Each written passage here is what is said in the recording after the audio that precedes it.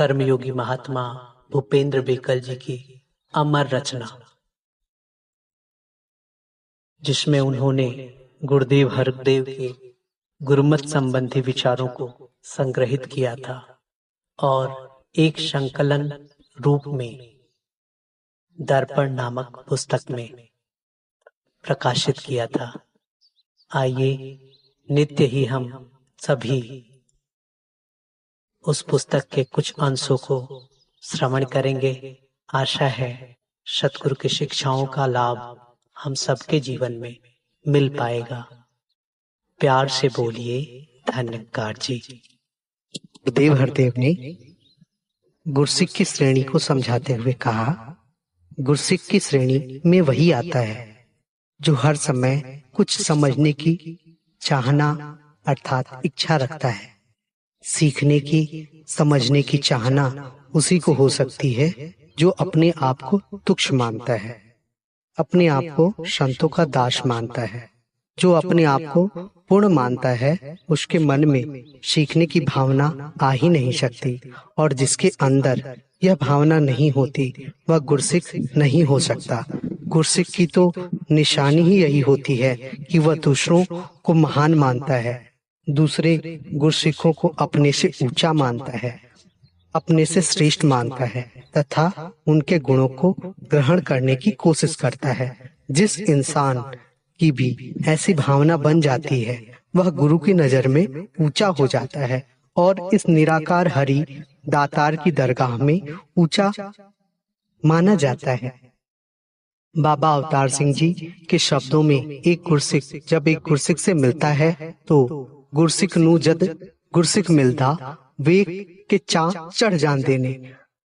अगर हमारे हृदय में ऐसी भावना नहीं है, हम सतगुरु के आदेशों उपदेशों को नहीं मानते, दूसरे की निंदा वकीली में पड़े रहते हैं, अगर दूसरे गुरसिक को देखकर हमें चाह नहीं चढ़ता, खुशी नहीं होती, तो हमारे हृदय का कमल कभी नहीं खिल सकता। जो हमेशा दूसरों के अवगुणों पर नजर रखता है और उन्हें इस नजरिए से, इस ध्यान के साथ सभी में उछालता है, उसे नीचा माना जाए और मुझे ऊंचा माना जाए, तो वह कभी भी गुरसिक नहीं हो सकता। उसके जीवन में खुशहाली नहीं आ सकती। हाँ, अगर वास्तविकता में उसे उन कर्मों से, उन अवगुणों से निजात दिलाने के लिए, ताकि वह उन कर्मों से हट जाए, गुरुमुखों की श्रेणी में बना रहे, हम कुछ करना चाहते हैं तो हमें चाहिए कि हम दातार प्रभु के आगे ऐसी याचनाएं करें, ऐसी अरदास करें कि ऐ दातार प्रभु मेहर करना कि इस महापुरुष का जो यह इतना नाम हुआ है, इसकी इतनी शान बनी हुई है, तो इससे ऐसा कोई काम न हो जाए जिससे इस पर या गुरु पर कोई बात आए, कोई उंगली उठे। और साथ ही यह भी अरदास करे कि मैं इस गुरसिक के जिस अवगुण को देख रहा हूँ, जिस कमजोरी का एहसास कर रहा हूँ, जिस कमजोरी या अवगुण के कारण यह गुरसिक गिरावट की तरफ जा सकता है, वैसी कमजोरी या वैसे अवगुण मेरे जीवन में कभी ना आए। जिस किसी के मन में ऐसी भावनाएं बनी रहती हैं, वह कभी गिरावट की ओर नहीं जाता, वह सही मायनों में गुरुमुख हुआ करता है। ज्ञान के बाद संगत के साथ जुड़ने से लाभ होता है। संगत में हमें नम्रता, प्रीत, प्यार जैसे गुण मिलते हैं। यह नम्रता ही हमारे आगे बढ़ने का साधन बनती है। लेकिन हमें एक बात का ध्यान रखना है कि संगत में मिलने वाली रहमत कहीं हम निंदा वकीली में उलझ कर न खो बैठे। भक्त अगर अहंकार, निंदा आदि से दूर रहे तो उसे हमेशा खुशियां ही खुशियां प्राप्त होती हैं। हम ऐसे संतों की संगति करें जो हमें परमात्मा की तरफ मोड़े, जो हमारा विश्वास दृढ़ करे। हम उनके साथ प्रेम बढ़ाएं, जो हमें गुरु की भक्ति के लिए प्रेरित करे, जो बुराइयों की ओर ले जाए, सच्चाई से दूर ले जाए। उससे हमें दूरी से ही माफी मांग लेनी है हमारी दातार के चरणों में यही अरदास हो कि हमें जो सच्चाई मिली है, हमें जो प्यार मिला है, हम उसे अपने जीवन में ढालते रहें।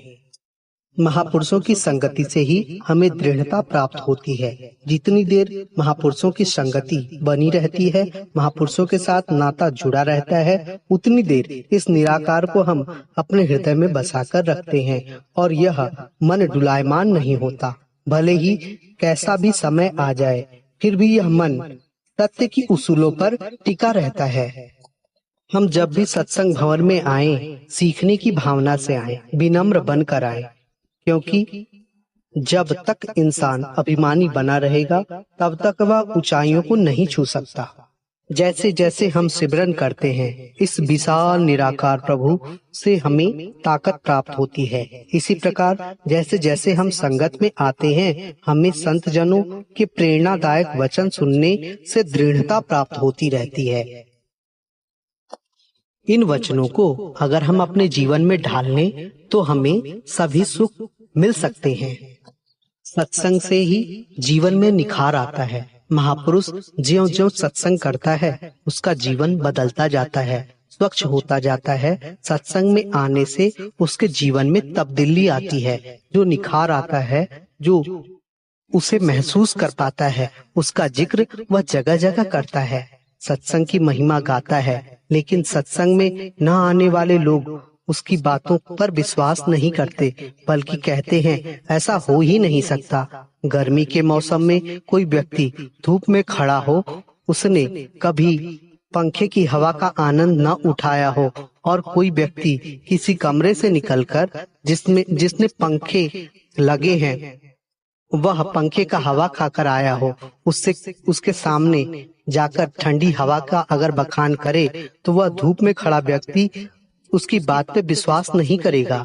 यही कहेगा कि इतनी खुली जगह पर खड़े होकर जब मुझे हवा नहीं आ रही तो छोटे से कमरे में हवा कैसे आ सकती है। उसे विश्वास ही नहीं होगा कि वह लोहे की चरखी, वह पंखा भी वही हवा प्रदान कर सकती है।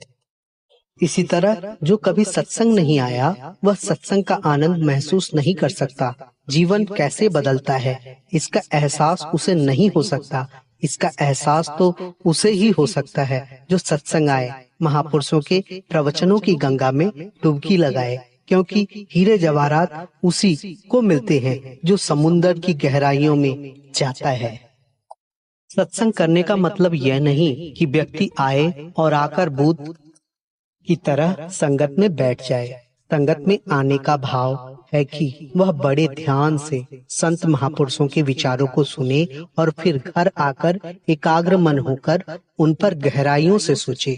यदि ऐसा लगे कि कोई बात किसी व्यक्ति ने अपने स्वार्थ से प्रेरित होकर कही है तो उसे छोड़ दे, परंतु जिन बातों में कहने वाले का कोई निजी स्वार्थ न हो, जो परोपकार के ध्यान से कही गई हो, उन बातों को पूरी तरह से अपने जीवन में अमल में लाए, अपने जीवन को उसके अनुसार ढाले।